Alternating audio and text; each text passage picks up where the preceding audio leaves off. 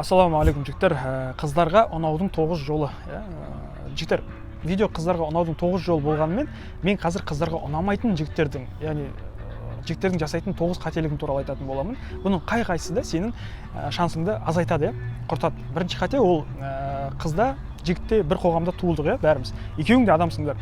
Елімізде бірдеңе болса, қыздар аман қалады, сен или болмаса жігіттер қырылып қалады деген нәрсе жоқ. Яғни условия бәрімізге бірдей, тек өсе келе қоғам қызды не істеді? Қыз әлсіз, оның артынан жүгіру керек, көңілін табу керек, қыздан сұрау керек деп сені әлсіретіп, қызды не істеді? Көтеріп қойды. Ал сен осыған сеніп қалсаң, онда қызды сен түсінде көретін боласың. Екінші қате, қыздың ойын оқуға тырысуың, қыз үшін ойлап қойды да, ұнадым ба қызға, қыз не ойлап қалды екен, ертең шыға ма жоқ па деп өзің ойыңнан қыз үшін ойлап қойып, өз ойыңнан таяқ жеп жүресің. Сол үшін мен саған бір жолын айтайын, лайфхак деп қабылда. Қыздың алдында қалтырап, қыздың ойынан қорықпау үшін қызбен кездескен кезде қызды бір интервью алатын адам деп ойлады. Сенен интервью алатын адам. Сен ғана білетін қыз үшін маңызды ақпарат сенде ғана бар, менде ғана бар, мысалға да.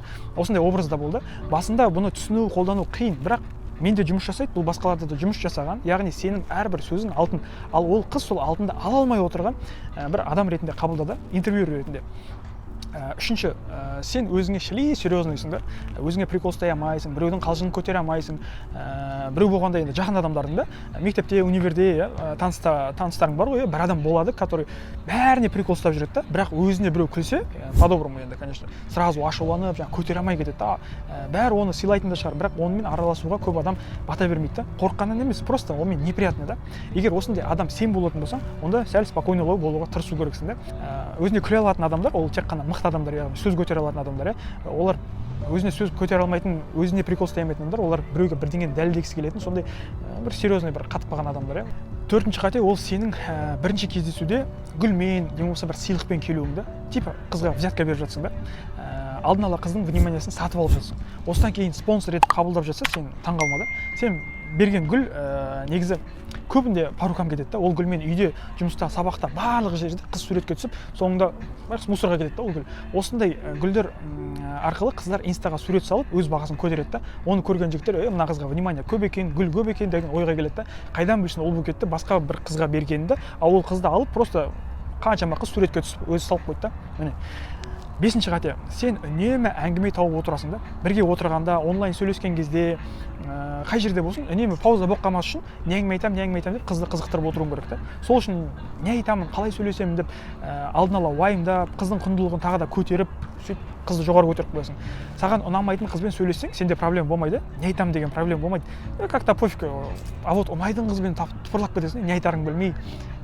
Ол қызда адам ғой, ол да тапсын әңгіме, ол да миды қозғалсын, ол да қысылып ұялсын, рұқсат бер, өзіңе кайфовать ете, спокойно қызға қарап отыруға да.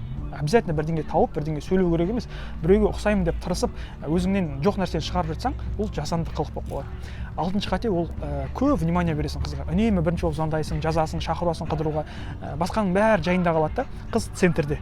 Осыны көрген қыз сені ешқашан сыйлап, сенімен бірге болмайды. Тряпка ешкімге, ол тряпка деген енді, білесің ғой, ешкімге керек жоқ та ондай адам. Қыз сенің өміріңдегі бір жағымды дополнение болсын да, бонус болсын, бірақ басты бір центрдегі мақсат емес та. Жетінші, жиектен тыс парфюм дейді ғой, адамның жігіттер шомылып шығады ғой, бас аяғына дейін сеуіп, мойынға алыстан екі рет сеуіп, және қолмен жауға болады, яғни төсегінің ішіне сеуіп алатын жігіттер бар, бірақ ол енді артық енді.